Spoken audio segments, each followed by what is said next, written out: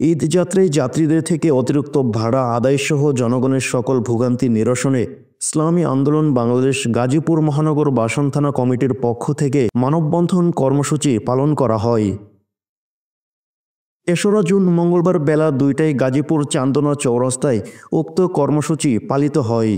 এ সময় ইসলামী আন্দোলন বাংলাদেশের বাসন মেট্রো থানার সভাপতি রফিকুল ইসলাম মণ্ডলীর সভাপতিত্বে প্রধান অতিথি হিসেবে বক্তব্য রাখেন গাজীপুর মহানগর শাখা কমিটির প্রচার সম্পাদক এস.এম. ওয়াহিদুল ইসলাম এবং অন্যান্যদের মধ্যে বক্তব্য রাখেন বাসন মেট্রো থানা কমিটির প্রশিক্ষক বিষয়ক সম্পাদক মুফতি শরীফুদ্দিন, ছাত্র ও যুব বিষয়ক সম্পাদক সাফায়েত এবং ইসলামী শ্রমিক আন্দোলনের বাসন থানা কমিটির নেতা খাতিজুল ইসলাম মুজাহিদ।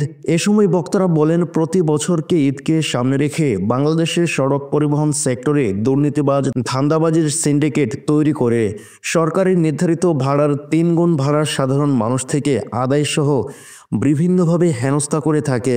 ইসলামী আন্দোলন বাংলাদেশ এসব অপকর্ম কখনো বরদাস্ত করবে না বলে উল্লেখ করেন তারা।